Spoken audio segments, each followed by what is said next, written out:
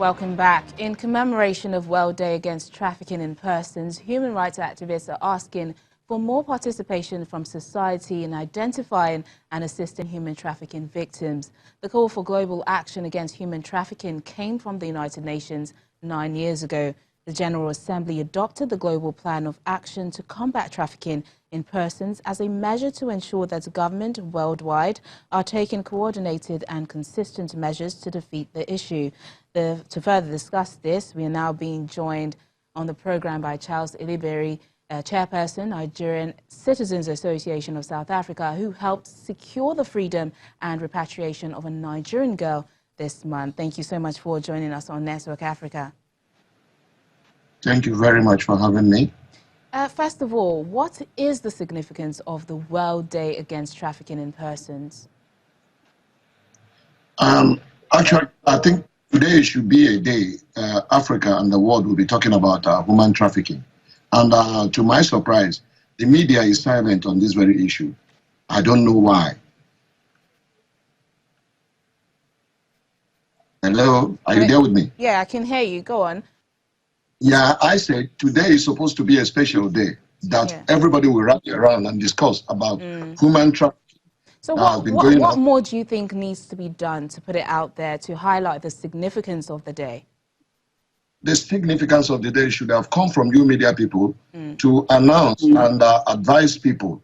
Well, especially there's people in rural areas that don't even know about this. And a lot of black people have fallen victim over this issue. Just like what.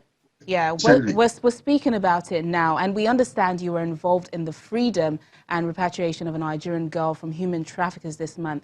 Briefly tell us and educate us more about that. Yes, it was a horrible experience. I must confess to you, because when I ran into this incident, in fact, I wept because the girl in question is just 7 years older than my daughter. I cried, to be honest with you. But thank God things went the way it did. She's back home and have reunited with the parents. Yeah.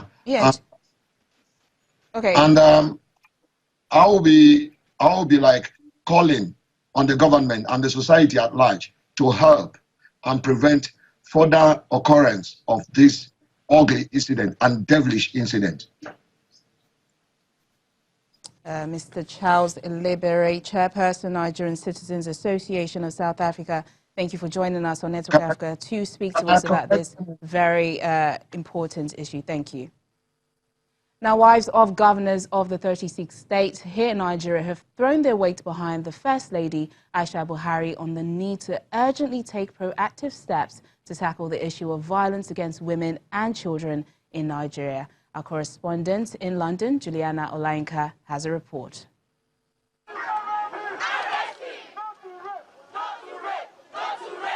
A recent study commissioned by the United Nations Population Fund Nigeria found that over a quarter of women aged between 25 to 39 have experienced physical violence. Social media has been flooded with a seemingly increased amount of stories of gender-based attacks in Nigerian homes, schools, in mosques and in church. This heightened publicity has led to a rise in activism to put an end to the abuse. The First Lady of Nigeria, Mrs. Aisha Buhari, has weighed in on the public outcry by asking for urgent measures to be taken to stem the increase of such cases. We have the tendency to keep quiet and brush things under the carpet and not talk about it in our culture. Not just abuse, but so many things.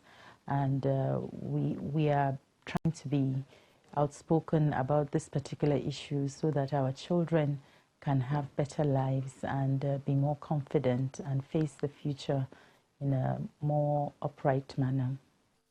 In some homes, violence against women is almost accepted as a fact of life, as some cultures perceive women as the property of their husbands. Don't I know that it's a taboo that when you have left your father's house to marry, then coming back again to say somebody has you are driven out from the home? If you don't address this and put a stop to the for it, to stop the perpetrator from perpetrating this act, you know what trauma means? Lives with the children for life. It must stop. Challenges in efforts to eliminate violence against women in Nigeria can also be legal. We know that the laws in existence are such that must keep the courts very busy in attending to these cases. What I think is that there should be special provision made for them so that they can easily attend to these matters. And by so doing, those indulging in these improper practices will gradually recede.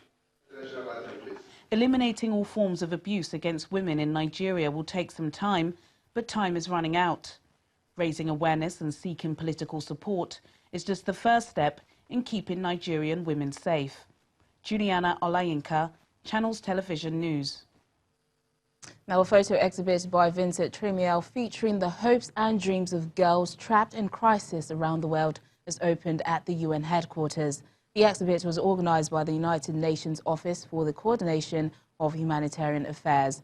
According to the UN, 1 person in every 70 is caught up in a humanitarian crisis right now. Among the most affected are women and girls. These girls face stark odds. As their families endure increasing strain, these girls are ever more likely to be pulled out of work, forced to work, out of school, doomed into early marriage or even sexual slavery. But in this exhibition today, ladies and gentlemen, it reminds us that these girls refuse to be defined by vulnerability. They are resilient, creative, determined, and yes, absolutely defiant. With the right tools and support, we can help them on their journey to make their dreams their destiny. Everywhere I go, I meet girls like the ones whose pictures have been taken. Women and girls, as we know, are the people who suffer most in humanitarian crises. Their suffering, tragically, is often extreme. It breaks my heart to hear their stories everywhere I go, but it also inspires me when I hear of their sustained hope and aspiration and their determination to take control of their own lives, to build a better future and to be part of a better future. I always talk to the people I photograph. Actually, when I do a portrait, the portrait you see takes me 5 minutes to take it, but I took for 45 minutes with each. So I talk more than I spend more time talking to the people than I spend taking the photos. To me, talking to the people is what brings trust, and the story behind the photo is as important as the photo itself.